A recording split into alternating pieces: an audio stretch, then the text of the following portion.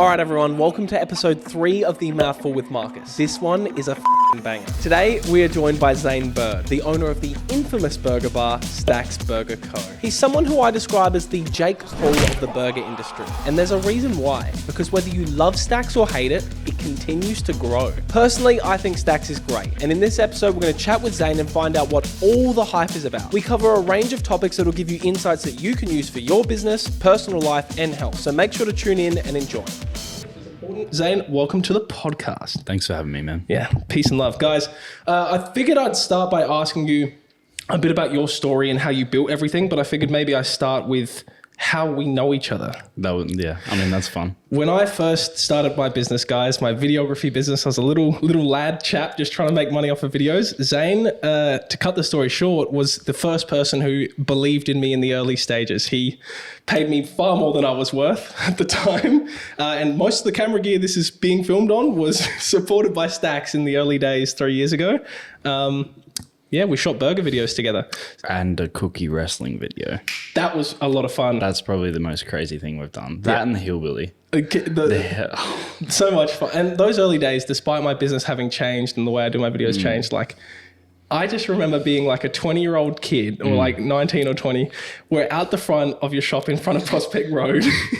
Most burger bars would be like, all right, make sure you get really good shots of the burgers, make the food look good. We're out Prospect Road filming a fight scene, people slamming people's heads into tables to promote a burger. Like the cookie. Because it was like candid. It was like candid shot and then smash Scruffy's face into it. Yeah. Zaynn, I think that describes a lot about who you are, not just as a person, but as a business owner. You've always done things your own way, right? Yeah, differently. Sure. Which is what I've just changed the audio level. So if people hear different, I'm trying to manage the thing. Sound effect. Anyways, Zaynn, do you want to tell us about Stax, how you got started, who you are, where you come from? Well, tell me the story. Where I come from, Mount Gambier, a small little town in South Australia. But how Stax started was literally just, I was 15, 16? There was there was no burgers in Mount Gambier at all, like really. It was just like fish and chip shop. And I'd been to the city before. My dad went to Melbourne, had some burgers there, and I was like weirdly mind blown. Like so simple. You really enjoyed the burgers? Yeah, man. Yeah, like just some of the first ones I ever had, it was like mind blowing. I don't know why. It's such a, now I look back at it, it's just such a simple little thing. And like I love to cook, but why it's a burger gonna wait? Are we swearing or not? No, you can swear all you want. All right, I didn't know if he was gonna run the things, but yeah. Sorry. So you went to Melbourne. But yeah, I went to Melbourne, tried some burgers with Dad, and then like got a little bit of a hunger for it, if you want. And yeah, then I started making burgers at home. And then what really cemented it, for me is just burp into the mic, bro. No, I don't want to do that to him. I went to Burger Theory. So Burger Theory just off of Brundle Street. And I got, I can't remember what the burger was called, but it was tomatoes, pickles, lettuce, truck sauce is what they called it. Truck sauce. And then they're like thicker beef patty with whatever bun they had. And that was like, whoa. Can I make this? I don't know. Yeah. But I'm about to try. And then I spent probably 2.5 years, just like cooking them over time, cooking them for me, cooking them for friends. And then what used to happen is me and there'd be a group that would train at the gym, and then we'd go back. Smash burgers. Yeah, go back to my house at the time, and I'd just make everyone burgers for a post-gym meal. And one day, my partner at the time's brother, just the classic aha light bulb, just turned to me and went, "Oi, you should sell this." I was like, bing, bing. Like, and Stax was born. Yeah, pretty much, man. So like after that, within 2 weeks, I had like a shitty little Word doc menu that I posted on local buy swap sales, and the same, like, it's not too many people know this, but the same kind of drama that we've stirred up in Adelaide, we stirred up in Mount Gambier really early on. There's always resistance at the start, right? Yeah, it's crazy. But like we posted it in local buy swap sales. Yep. But it was just me. I'm used to talking about all the stacks, but it was just me. I posted it in the local buy swap sales, and everyone was asking for my council certificates and all this shit, all the food safe, and because it was just from home, and I just was gung ho at it. Yeah. I didn't have none of that. Oh, you just started slinging burgers and selling them. Yeah, so I was a for little cash. Yeah, well, actually, what I was just selling is the car ride. I don't know why I thought that was a legal loophole, but I was like, all you're paying for is the delivery. The burger's free, so I'm not selling. So I wasn't selling the burger. I don't know how that made sense. You in my were head, quite literally. So before Stax was in a shop or like you were slinging burgers, you were quite literally the burger plug of Mount Gambier. Yeah, it was crazy. So like people would message me off Facebook, and then I'd make them at home. I'd make the order at home from the person, take everything to them, leave everything on at home, maybe burn the house down, who knows, but we'll find out when we go back. Yeah, and then make the next order and rinse and repeat. Did that for 3 days. And then after another 2 weeks, I was trying to work out how I'd be able to do it next because I don't want to just do it from home. That sucked. I was cooking in pans, I needed a flat top, all them things. And I was lucky enough that my mum was one of the massage therapists for a local footy club. Mm-hmm. Had a chat with the president, and then stop the footy boys. Yeah, well, what we ended up doing was whenever they weren't using the canteen, we could, but it was only meant to be like 2 or 3 days. So the problem was he gave me a key. Oh, you're moving in, bro. So sleeping there. So yeah, it was over. It was over. As soon as he gave me a key, I started the Facebook page on the first day that I ever sold a burger in that footy club. And then over 7 weeks in a town of 26,000, it was kind of crazy. We got 1,350 likes on Facebook. Oh yeah. 49 5-star reviews and not a single other review. That's back when you could do stars on Facebook. Mm-hmm. And yeah, that was a crazy little start. And then can I skip you forward? You can. So from there, based on my context with Zaynn, he's then expanded in Mount Gambier, moved to Adelaide, and now he's at a place where the brand is massive. He's got 2 stores, one in Golden Grove and one at Prospect. What I really wanted to address just then, based on what I've heard, is so many people when starting a business, they want everything to be perfect and they want it to be in final form straight away. What I loved about that is you had an idea, you conceived it, right? Yeah. But this is based on an already existing passion. You didn't think, what's profitable? No. What's a good business? I'm going to start a shop. I do the shit. This is my life. This is what I do. Yeah, I've perfected the craft because from an artist's perspective, not from a business perspective, I just love making burgers. My friends love them. And then what you've done is you've just started small. Like right now we're shooting this podcast in my parents' garage. Like one day I might have a studio, play this back. But I love the idea that to get yourself started, you were just slinging burgers from a kitchen. And now look, like it's $20 with some bullshit Coles ingredients. But it's what I really, one message I really want to push on this podcast is everything you have right now is everything you need. And I know business these days is very sexy and you always get to see the highlights, but like your story is worth so much more because of the initial beginnings. Like 100%. Yeah. Slinging burgers out of a footy canteen, bro. Like, and getting just my dad to be my delivery driver and I'd just try and make burgers and I'd never cooked in a kitchen. Like it was just like let's work it out. What was your actually, Zaynn, can you push this closer to your mouth there? Yep. Testing. Yeah, nice. Whisper to me, Zaynn. Hey man. Hey man. Hey man. Question. Food background. Zaynn. Self-taught? Yeah, literally. Completely self-taught. All just cooking at home. I've been cooking meals for mum since I was like 10. So I don't know. I just love cooking. Love cooking cool stuff.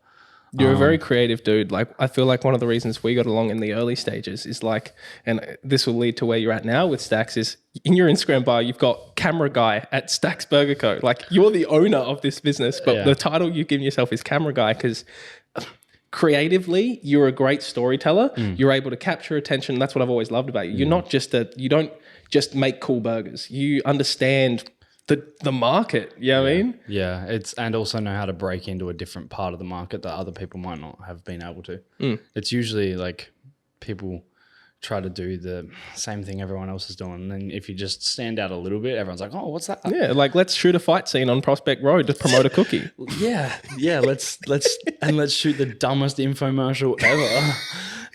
That was funny. We shot an infomercial, bro. That's just like a proper cheesy, sleazy car salesman ad for a burger. No, that's the shit though. And honestly, thank you, Zaynn. I know my business is very different now and we've sort of more approached a friendship more than a business relationship. But looking back on those days, man, like I know this is not what I do and I know my business acumen's changed, but to look back on getting paid Bro. to make You're a right. bullshit infomercial. That was a lot. That was crazy. Oh, I appreciate it, man. And then having to do the voiceover when it was like a half full shop, and I'm just sitting at the front of the shop talking like I'm from fucking Tennessee. I mean, okay, not to skip. I know I kind of interrupted the origin story. You're fine. But I want to keep it moving for the guests. Yeah. Long story short, you've got 2 shops now. Now we're going to get into the differing opinions about Stax later, but what I want to go now is let's just circle back to the product itself, right? You're at a point now where your business has been able to grow. Of course, as you go, you learn that it's not really just about the burgers. It's about the service. It's about the store. It's about the consistency, which you're big on. It's about taking feedback, which we will talk about in this podcast a lot. Can you tell me a bit about the burgers themselves and why people might be obsessed? Like why? You've got a cult following, Zayn. For the people who do like you, they are obsessed. Yeah, the people that like it love it. I think it's 2 things. It's consistency, but also I guess you could call it consistency as well. But when we post photos, when we post videos, and we make it look pretty, that's actually how we make it in store. It's not trick photography like McDonald's and all these things. It's just well done. Good food. You make it look good so people are attracted to it. Man. You back it up with a good quality product, but then at least when they're buying it, it should be as described. Yeah, it should taste as good, if not better, than what it looks. And we make it look pretty fucking good. Nice. Yeah. Nice, good. That was the right point of swearing.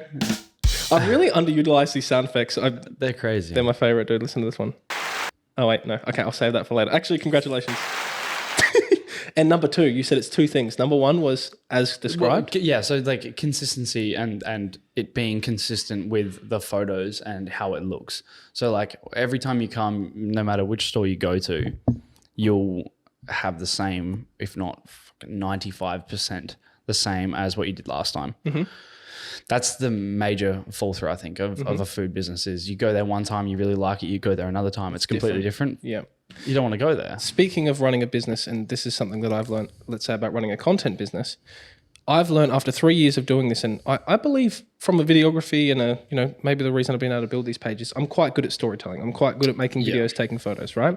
But as my time's gone on, I've learned sometimes, and this is for the videographers listening, the quality of the video doesn't always make you the best. And where I'm going with this is it's very easy for any passionate burger maker to come say like, why would I go to Stax? I can make this thing at home. And they probably could. In fact, they could spend the next 3 hours making one burger that costs them $60 worth of ingredients. And it is honestly the best burger on the planet. Takes a shit on yours, Zayn. Yeah. But there's a difference between building the best burger ever and building a business that's systemized and able to do this across stores to real customers and real wait times and thingy-majigs like that.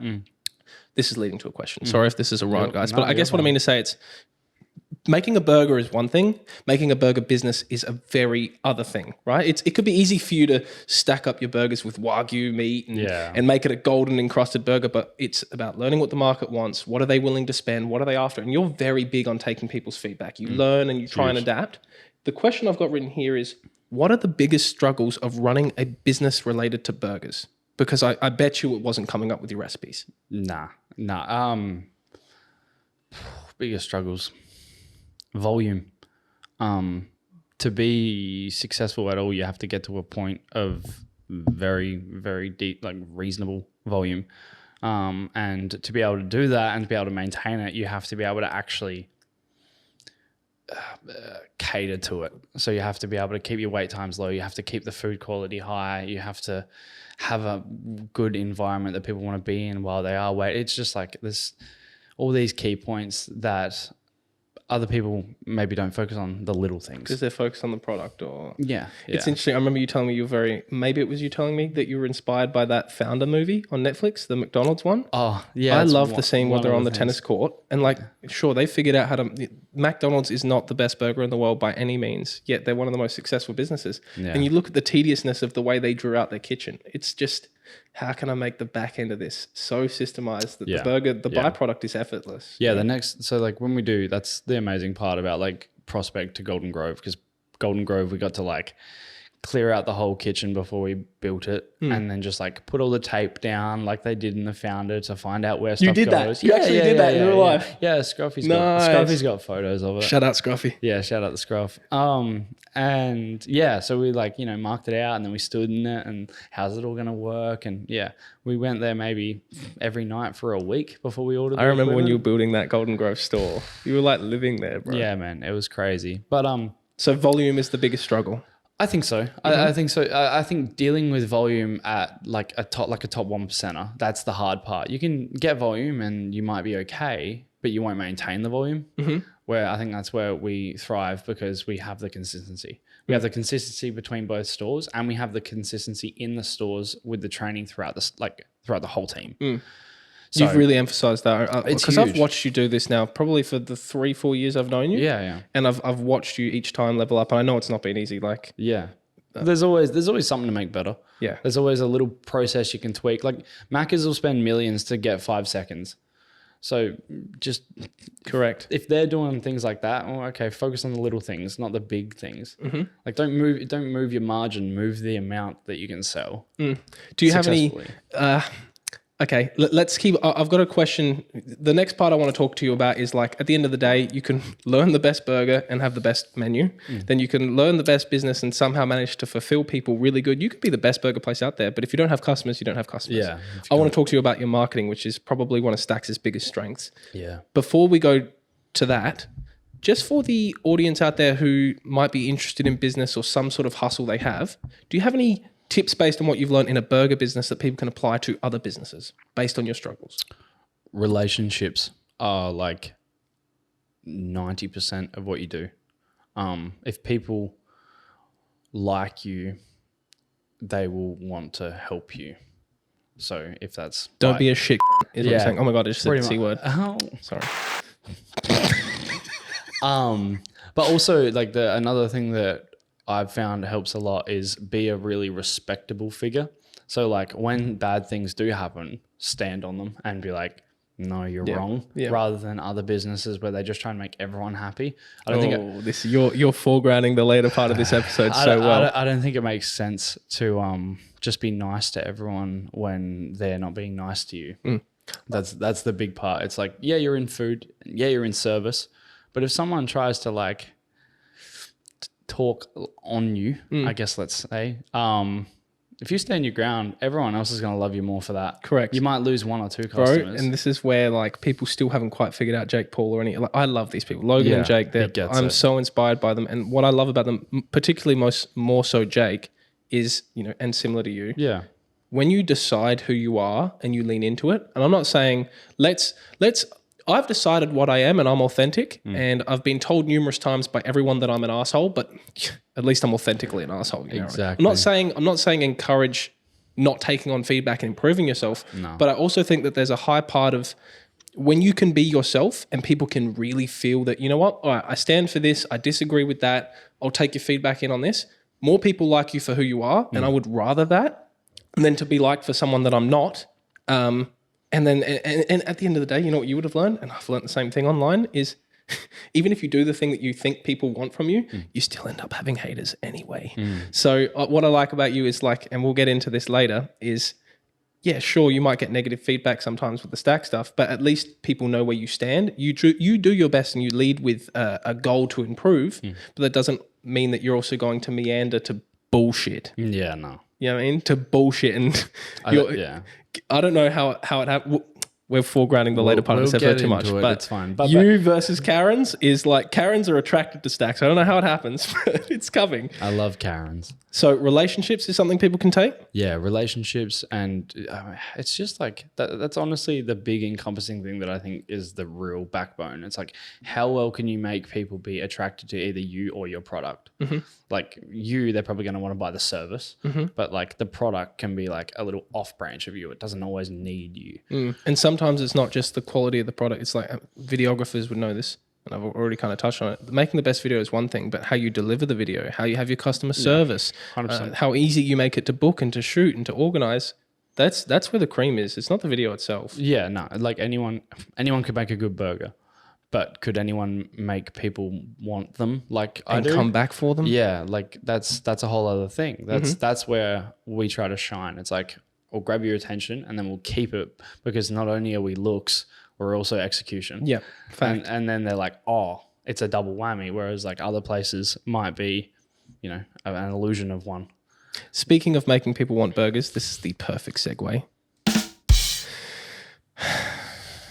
I've done it with my last guest was Riley Cooper from Date Night. She laughed at my sound effects. You haven't laughed once. But that's okay. I've scoffed. Guys, we're working on him, okay? Very cringe. Anyway, speaking of making people want your burgers, your social media efforts are, I'm going to say, second to none compared to most of the people in your space. Yeah. Do you want to talk to us about your journey on social media, what it's done for your business, what you've learned from it? No doubt your fundamentals of what you're saying about, relationships. Yeah. You're just doing the same thing online. Yeah, literally.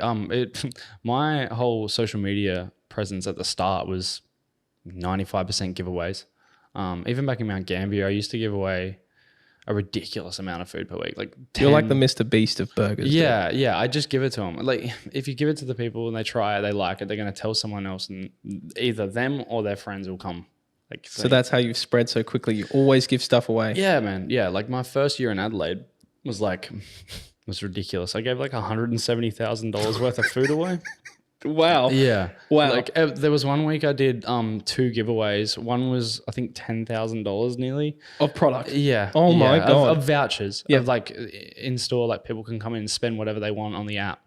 It shows you're in it for the long term though, because so many people be like, all right, opening day, how can I make money off of everything very quickly and make my money back? You just went further down the hole. Bro, I never did any like opening special. All we did was soft launch and then go. And it was just like week after week giveaways. Yeah. But yeah, I was getting progressively more crazy with them. At the start, it was like 2 $50 codes. And I was like, No. 5 $200 codes. Yeah. Like literally it just went, we went silly with it. I like the idea of it as well in terms of like when you're testing. Oh.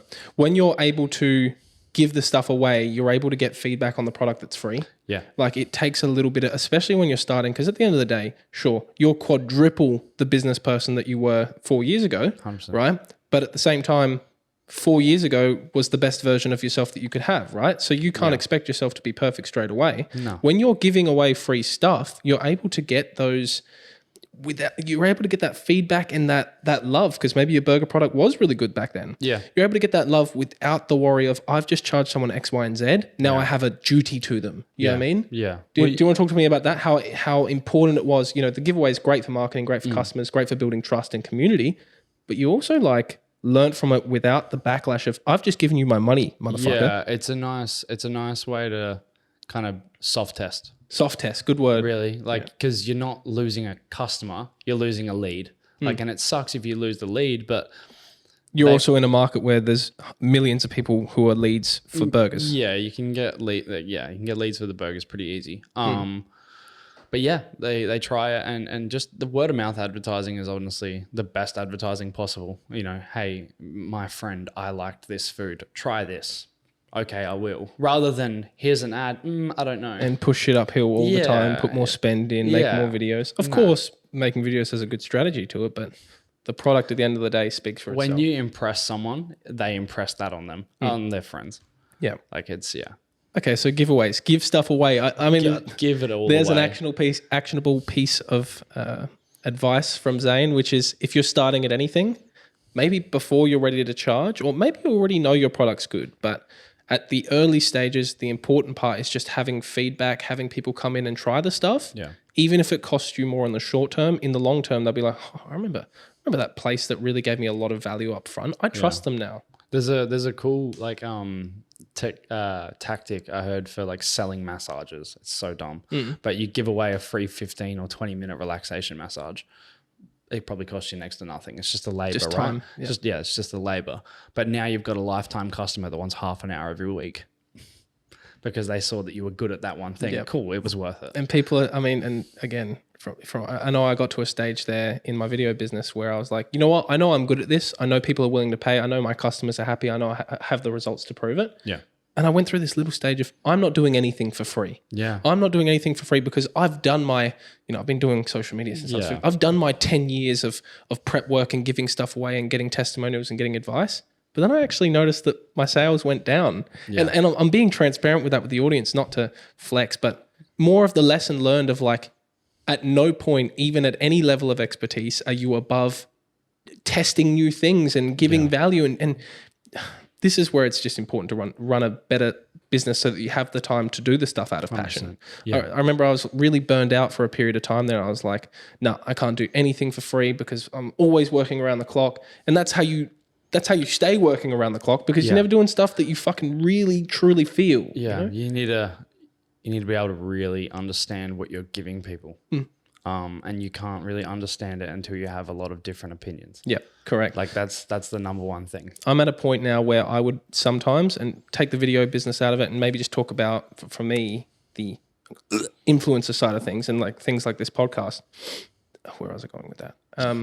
I'm at a point now where sometimes the money, even if it's good money, isn't worth me diluting my brand or doing something. Because at the end of the day, regardless of any skill I have to sell videos or any marketing business I've got or any promotions or anything, none of this exists without you guys watching. So when I make any decision for the business now, I'm always thinking about the audience. I'm like, do they fucks with this? Will they like this? Will they believe that I believe in it? Yeah. Because, regardless of the money, I know the money will go up the more your following grows and the more your engagement grows. Always. But like the money sometimes in the short term is of course there's bills to pay, so you make compromises, but the long-term play, and you probably find the same thing for your burgers, Zaynn, is do I do everything the market wants, or do I do the stuff I believe in and keep the cult following of the people who believe in that? Yeah, yeah.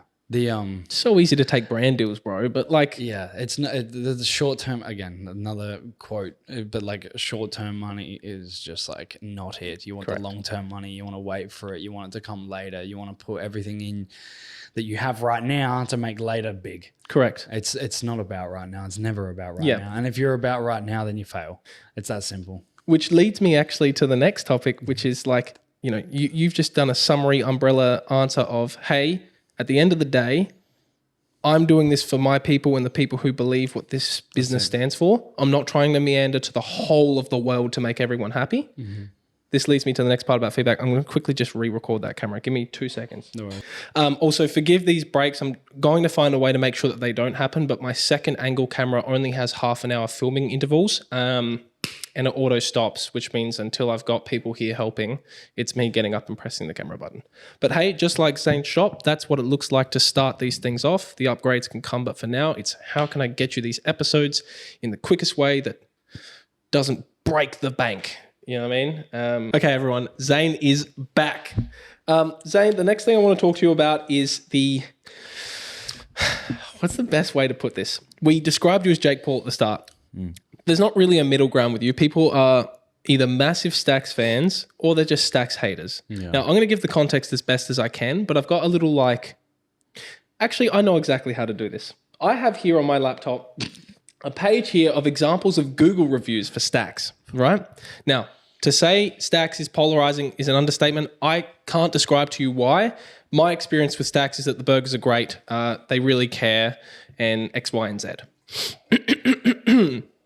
I'm going to read out a few 5 stars.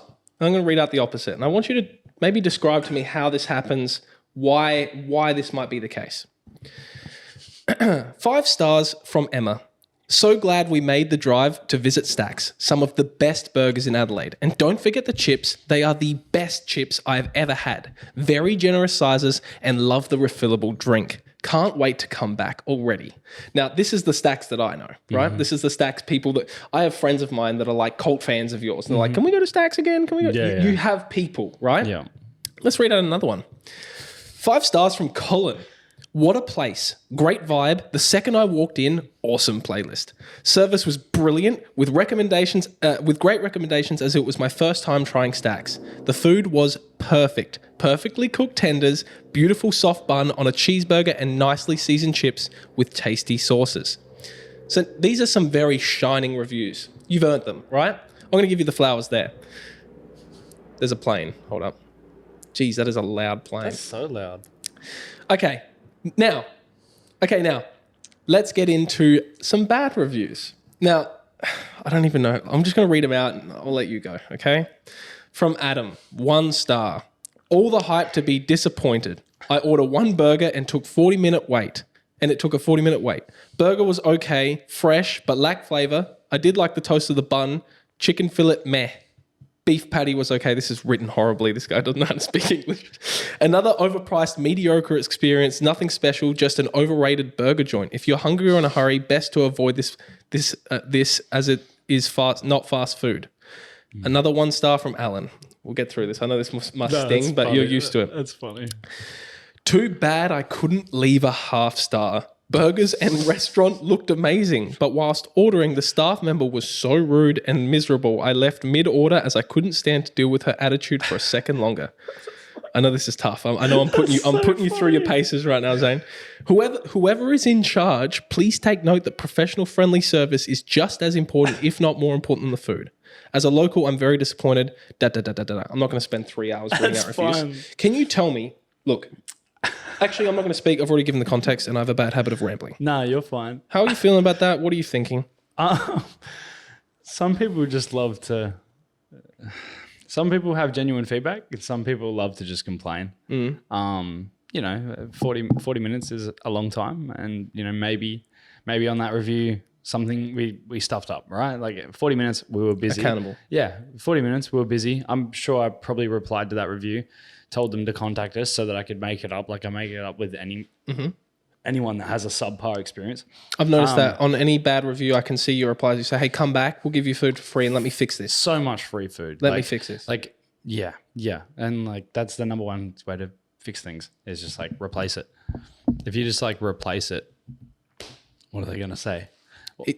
I wanted to get into like, I mean, that's a great strategy. But that's also the second one. Miserable staff. Yeah. My team is like one of the most happy, bubbly, like energetic teams that I've ever seen. I don't know who was miserable, but to walk away midway through it all. This leads me to the question of, and firstly, that's a great point of feedback for the audience that's listening. If you are given negative feedback about a product or service that you offer or just something that you've done to help someone, if the feedback's negative, you know, Zayn, I've got feedback for you, but this is from the burger review page, but we'll talk about it in a sec. Take it on and do what you can to remedy the mistake. What Zayn said there is, hey, if someone didn't like the food, at the end of the day, I'm inviting them back either way. 100%. If they like the food, they'll be happy. If they still don't like the food, it's just my lesson to learn, right? So that's a good actionable tip, which is take the feedback and take whatever opportunity you can to show the customers you care to fix what their feedback was, right? Because at the end of the day, if you're just the place that's, you might have some 5 stars, but if the 1 stars continuously pop up, then you're not learning and it's an issue. Yeah, you're stuffing up if you're getting 1 stars. Where I'm going with this now, Zayn, is, you know, for a bit more context, there's a Adelaide burger appreciation page where businesses alike, all businesses post their stuff in there to promote. Burger enthusiasts talk about their burger experiences. And yeah, it's a big hub of burger lovers and burger haters, Zayn. You are infamous in that page. Everyone knows your name. They know Zaynn Bird and they know Stax Burger Co. Yeah. To the point where it's actually become a trend inside of a culture, which is a Facebook group. It's become a trend to review your burgers. Now, where I'm going with this is, do you think there's an element of, and I'm not trying to give you an easy way out here, okay? Because the haters might be watching this. Do you think that there's an element of, because you've come so close to the sun or you've risen so high as a brand or whatever, that people are, it's just trendy. It's part of the fun, to the same way people hate Jake Paul. They don't even know why they hate him. They just hate him, right? Yeah, to poke shit. Do you think that they're coming for you because they're coming for you, or is there something you're not seeing that these people are ripping you apart for? Nah, look, like there's because you get shat on, Zayn. You get shat on. It's fun. There's some people that, you know, we've stuffed up and they maybe are just holding a grudge, but there's other people that I've definitely seen that just come for your neck. They just love to chat their shit. And that's when I see the same faces pop up, I'm like, all right, well, I'm not gonna lose a customer by clapping back, so let's have some fun and let's see how wrong you really are. That's really how the Facebook group goes. Because when people try and push things that aren't correct or aren't true, I stand very strong on the facts. And how do you argue with the facts? You can't. So can you give me an example? Because I could read the post out, but we're not doing that. Can you give me? So you're saying there are times where they'll say, we waited 40 minutes for a burger, and you say, here's your receipt. It says you waited 12 minutes for this burger. We had one recently that said it didn't have any jalapenos on it, and everyone that works there can see the fucking jalapenos on the burger. Things like that. It's just like, why are you saying that? Like, it's so uneducated sometimes where they're not actually looking at what they're doing. They just want to have a fucking problem. So maybe part of your skill has been finding the times to respond to feedback where you're like, okay, this person actually cares about seeing Stax grow. I'm going to try and learn. And then there's other ones where it's like, okay, I've identified you're a shithead and I'm not dealing with you. There's a couple that you see them pop back up and you're just like, fucking shut up. Yeah. Like you're not helping anyone. You're not helping anyone get better in their business, get better with their skills, deal with customers better. You're just being a fucking headache. Go away. Was there an element of being, and this is a genuine question, not a probe, okay? Like I'm not trying to stir you. Was there an element of being humbled? Because I know that there was a stage there probably mid last year where the trend was hot, right? People were driving to Stax just to put a review on the page, right? Literally, the hype was so high that they're like, hey guys, I noticed you've all been taking a shit on Stax. I thought I'd give it a try myself. I just drove 3.5 hours to try this food. It fucking sucks. Yeah. Never again. Was there an element of being humbled and like, of course, it's important to stand on your shit. You got to believe in yourself and take the feedback where possible, but also defend your staff, defend your product. Yeah. I get it. Did you ever walk away from that period of time thinking, oh, geez, maybe I need to reevaluate or I need to rethink? Are you grateful for it now that you see perhaps some gaps were identified in Stax? Like, talk to me. The only times I ever went away and like kind of was like, was like if I went real hard on a customer, like on maybe not a customer. You probably sassed them or something. Sassed them. Incinerated them.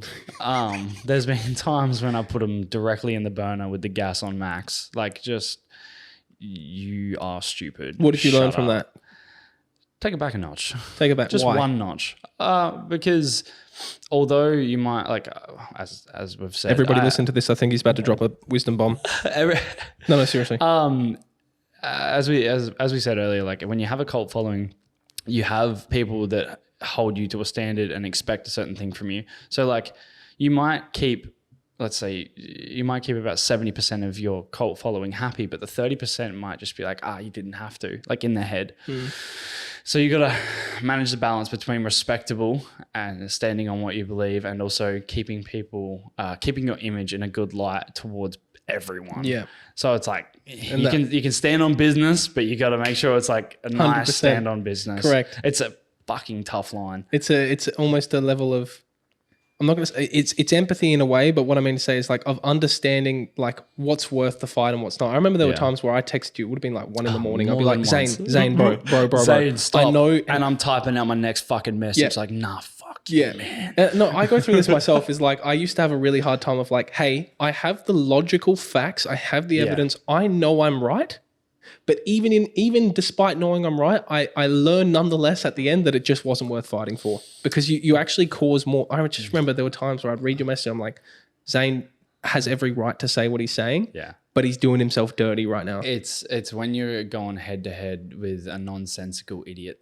Like that you're just... It's a lost battle before it starts. And that's a very low percentage of people. Like, don't get me wrong. 99.99% of my customers are lovely. If we fuck up, we fix it. It's perfect. And they come with respect too. Yeah, maybe we fuck up and they don't even want it fixed because they're just a little bit upset. That's fine. But it's the nonsensical ones that try and say we never fix shit, that our food just sucks and we don't care, that the staff are like sad or grumpy or like... That is just fucking false. So has it been getting a thicker skin for you? Has it just been quieting the noise? Yeah, How do you get through it? Because it's happening nonetheless. Yeah, not letting the obvious stupid digs affect me at all and the business and what we do. All the criticism, amazing, give it to me. But as soon as someone says something that's not true...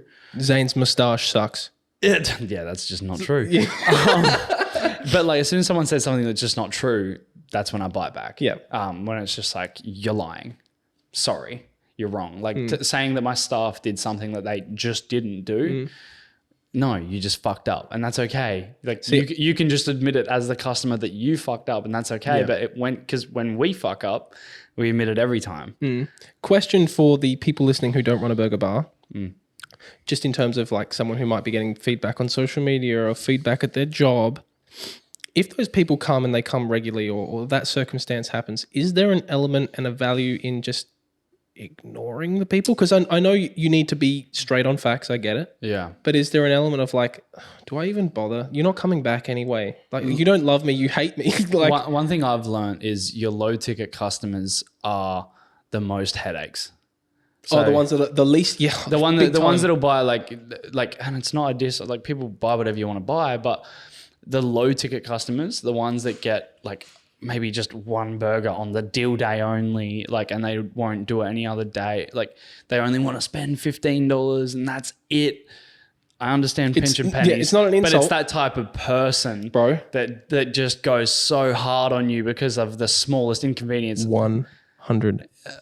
Like we had a family like that came in and there was 3 booths at Golden Grove, which is like nearly 24 people, $500 ticket, $560 ticket. Just feed this massive family. An army. Yeah, we fucked up like 3 things on the order, but they were like, "Oh hey, we're just missing them. Could you please sort it out for us?" Like, of course. Yeah, bang. Obviously. Yeah. But then you get that one motherfucker who ordered a nugget. Yeah, you got that one motherfucker that got chips and a thing of ketchup, and we put 0.1% too much salt, and now they don't fucking want the chips anymore. Bro, I can relate to that. I've found when I was building the video business at the start, the ones that were the hardest to win on price and wanted to buy the least also had the most revisions for those videos. Yeah. And then the customers of mine back in, I don't do this as much anymore because mine's more of a promotional cooking arm, but the business who spent the most with me, like I remember you at the start, like when we did our first big job, you're just like, yeah, go for it, bro. Yeah. Just go for it, bro. You do whatever you want. Just make a video. Go. Where there's the ones that are like, they've really got you down to your lowest, cheapest product. They're the ones that are like tediously squeezing it. Yeah. So how many hours are you going to be putting into each video? Yep. No worries. And can you just make sure you clock it all? I want to make sure that you're charged accordingly. Motherfucker, no. Yeah. You pay for what you get, not how long it took. Correct. No, 100%. Yeah. Value, motherfucker. So there's an element, just to draw it back there, for people to take on the feedback wherever possible if it means you're going to grow. But don't take on the bullshit. Yep. Never. Yep. Ever. And really make sure that you're right, not in a sense of I need to be right. So you can beat your chest. No. No. I need to be right so that I'm always in the right position, so that I always understand fully what's happening, rather than, no, yeah, it didn't happen. And then you find out 5 minutes later it happened. Now you look like a dickhead. Like, to bookend this topic before we move to the next part, is there anything... Would you say that you're grateful for it all? Would you say overall, negatives, positives, haters, lovers, nonetheless, you've grown from it? It's been a net win. Number one thing is like it's always that typical thing. Any publicity is good publicity. Like for a business, 100%. You get people talking about you. Cool. Now people are going to argue about if it's good or not. Oh, and sick. Not just that, but I very much believe in no rep is ever wasted. No. So even if you went backwards because of your actions, at the end of the day, there's still reps that you have in the bank and you've learned from them nonetheless. Yeah. You take it like I've had hits from like going too hard in the burger group. Like you just notice little things. You might like not see a regular for a while. Yep. But you're grateful for it. And then you're like, yeah. And then next time you learn not to be as abrasive and then, you win. Okay. Well, let's go on to, so far we've discussed the building of Stax from a kitchen at a footy club to now expanding to 2 really popular venues that like, you're still managing the... Maybe 3 soon. There's the teaser. We'll see. Marcus, Mindful with Marcus exclusive right there. Be ready. What I want to talk about is the now of it all. At the end of the day, you have 2 businesses that are running. Of course, upgrades are always due. If we were to go broad just before we tailor it into, I want to talk about you as an operator, not just Stax as a business, right? Sure. Before we go into that, is there anything you can give the audience macro-wise on what you've learned about just optimizing, improving? What can they take from you right now in terms of skills to learn? Look for the 1% every day, because that's the biggest thing ever. If you just do 1% better than yesterday every day, the compounding effect of that is fucking exponential. Like as Marcus said, get the reps in. Just get the reps in. I've got a friend that makes all of my work look like absolute shit. And he's another self-taught just demon. And man, over 2 weeks, he taught himself to fully animate and was putting 60 hours a week in to animating a video for a Gary Vee competition. And he did all of that with no promise of any prize. He didn't end up winning the prize, but it was like, fuck it. I'm going to learn to animate. I'm going to tell a story that I have in my head and I'm going to see if it works. And the rep wasn't wasted. And the rep wasn't wasted because he fucking knows that he's got that dog in him. Yep. Knows that he can just teach himself something if he puts the mind to it. Yeah, bro. And then understands that he has that level of commitment inside himself that when he says, I'm gonna, he does. That's fucking the biggest thing. Correct. And again, going back to the whole 1%er thing is like, you could say, I'm gonna run an ultra marathon and right now you can't run for 10 minutes. But the I'm gonna doesn't have to be I said I was going to do it and it's been 3 weeks and I haven't done it. The I'm gonna is the 1%. I'm gonna put my shoes on. I'm gonna hydrate. I'm gonna train until I can't train anymore. I'm gonna recover. That's the 1% to get you there. Yeah. Like I ran a K yesterday. Okay, I'm gonna run 1.1 today. I'm gonna run 1.2 tomorrow. Bro, you raised a good point. Yeah, just keep getting that little bit better. And that's what I do. Like me and Scruff are like, I don't know. I don't want to call us operational wizards, but I have a different. I just have a different take. Come on, laugh. Operational wizards. Sorry. I just have a different take on food service. Like I'm not trained by a chef, so I didn't have a blueprint. I made my blueprint. My blueprint is improve consistently. Sorry. And I'm also someone that I don't like to do one-offs. Like I'll never do a one-off for the business because one day someone likes it, and then they want to come back a week or two later, it's gone. That doesn't make sense. But what I won't sell ever is something that I don't think meets my standards. So I might have made something, have been selling it, and then realize one day I don't like it. Okay, on that second that I decide that, it's gone. That little 1% changing in what you do all the time is what keeps people interested, and it keeps you really honest on if your food's good or not. Tweaking. Yeah. Always tweaking. Super important. Yeah. I like that. Okay, well, that's a good piece of advice is the 1%ers, guys. So that's something to take from Zaynn. Yeah. I have written here, talk about his health journey and how he's been optimizing himself for better work output. Now, I need to stop saying for a bit of context. Is there a way that I can let people know what I know? I ate steak and berries and did a video, shout out Zaynn. No, what I'm saying, when I met you, Zaynn, you, like me, I mean, God, I'm going to say for some context. When over the 3 years of building this business, I've put on 10 kilos. I work around the clock. A lot of the time it's sedentary. When you're stressed, you can come up with a million excuses as to why. I'm in the process of losing weight. And one of those reasons is I'm copying Zaynn's diet, which is just eat meat, keep a calorie deficit, X, Y, and Z. Anyway, when I met you, you weren't in the shape you were now, mentally or physically, right? Have you found that you've had to really improve Zaynn to improve Stax, and how?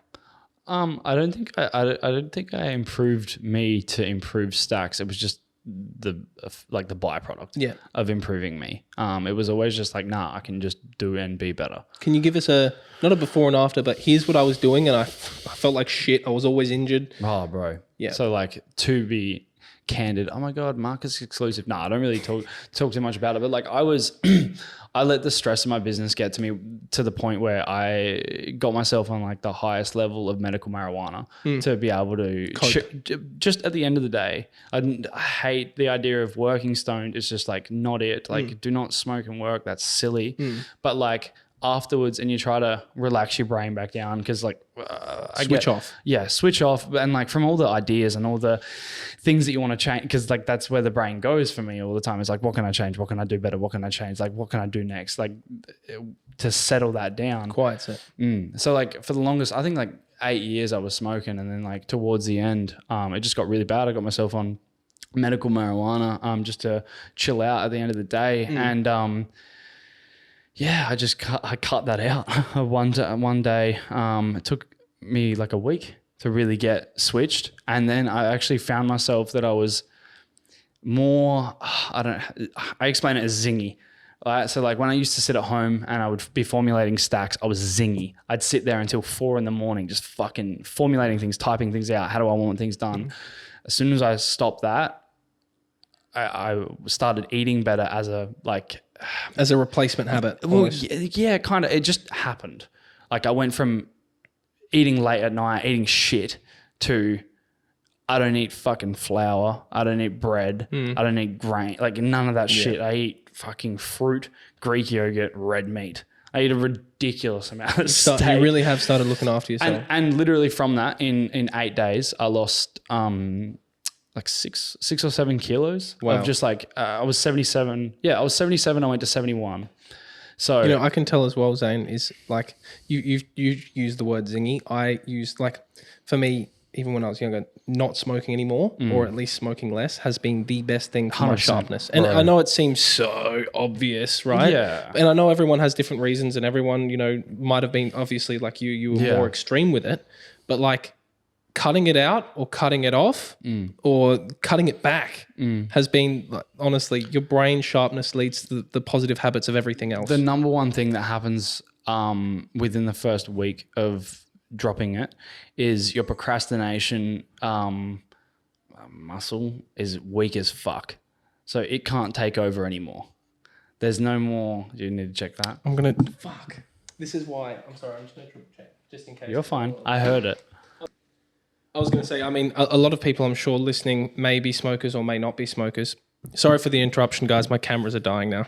That procrastination muscle in general, that is like a smoker's night. Yeah. It goes hand in hand. You smoke, you're probably going to think up ideas a lot, but you're probably not going to action them. Yeah, I'm glad I was never a drinker, so I didn't get like silly brain as well as slow brain.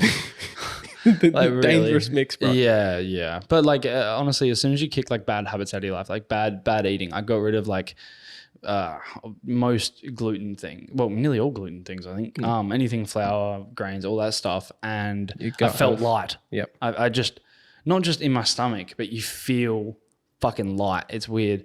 And then I'm walking around all day, bouncing, emanating that amazing energy to all my team, rather than I fucking just want to go home. Like, it's funny when you're stressed and your time poor and you think, I got to put everything into this business. I got to put everything into my work. Yeah, man. This is why I need to eat this quick bad food because I need to get back to work. This is why I smoke. This is why I drink. I need this coping mechanism. The vices, right? And honestly, you don't need to cut them out altogether because treats are important, but also those vices are quite literally and most likely the reason that you are relying on them in the first place. Yeah, man. Like, I need to work, that's why I eat shit. But then you work worse, so then you eat more shit. So it's like, fix the cycle. Break that fucking shit cycle. And as soon as you do, it's way better. Yeah. Like I take maybe half an hour to an hour out of my day to make sure that I cook a nice meal, sit down and enjoy it, and then just chill out for a sec. Usually midway through the day. And just from doing that, my brain is fucking on fire.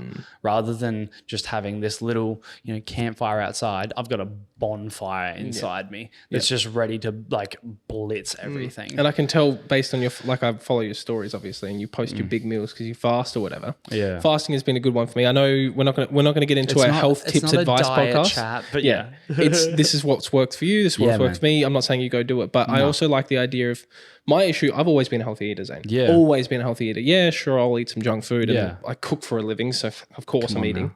But where I'm going with this is, particularly with the introduction of fasting, is my issue has always been overeating. Overconsumption. I eat very quickly. I eat like an animal, right? Very quick. So my body's full before I realize it's full, and then I always overeat. Yeah. When I do my fasting, or when I take the time to be conscious with my food, I don't scroll my phone when I'm eating. I try my best not to. And I sit and I be with my food. When you really think about what you're eating, and you sounds wishy-washy, but when you're taking your body, you're saying like, this is good for me. This is fuel. This is good. Your body almost absorbs it better, and you chew it better, and you take your time with the meal, and you really get what you need to get out of the meal. That's just like stuff in your face. Yeah, literally. And then you're able to train better. I've definitely put a lot more exercise in my life now, as opposed to before. Like now we have, I live in a house with 2 people that work for me as well, and a mate that I've known for fucking ages, since I was like, 15. Bringing them up with your bros. I love that. Brought him from the hometown. Yeah. He called me his sugar daddy for a bit. It was weird. And yeah, so it's just when you can surround yourself with people that also want to do great, you fucking win. You know, what's that bullshit thing? You're made up of your 5 closest friends or some shit like that. You are the sum of the 5 people you spend the most time with. Yeah, like it helps, but you also have to make sure that you're helping them be the person you want to be around. Correct. Like you breed the winners around you. You don't just like, oh, you're not a winner, I'm cutting you out. It's like, well, you're one of my trusted loved ones since I was a fucking kid. Let's come up together. Yeah, let's let you know where your weakness is, and then you can improve it. And then if you see mine, you let me know it, and we just smash. Okay, Zayn, that was your past. That was your present. The future. The future. We don't have much time left. I want to keep these episodes short. That's all right. Do you have any plans, goals, aspirations, or announcements you want to give to the Mouthful with Marcus audience? Announcements, not yet. We're trying to work out what's next. We want to move like a tactical chess player, piece by piece, but knowing 10 moves ahead. So that was his winky face way of saying something's coming. But what do you hope for in the future? I just want to be Australia's burger brand. Like that's the way I want it to be known. The household name. When someone thinks of burger, they can't not think Stax. I like that. Like you think when you look at Carl's Jr., you think, oh, that's American. What are they doing in Australia? Yeah. Stax comes to America. Oh, that's that Australian burger place. Yeah. Well, and also like the imprint that like McDonald's has left on people, where people think fast burger, they think McDonald's. It's just like this brand impression in people's mind that they know exactly from the name what they're getting. And that's, I think that's the biggest thing for me that I'm trying to build over time, is just be the household name. Be the one that the kids hassle their parents about. Mum, we need to go to Stax. Why are we not going to Stax? Mum, can you buy me Prime? Filming a prospect yesterday with me and Scruffy doing like a ASMR review of the new burger we did.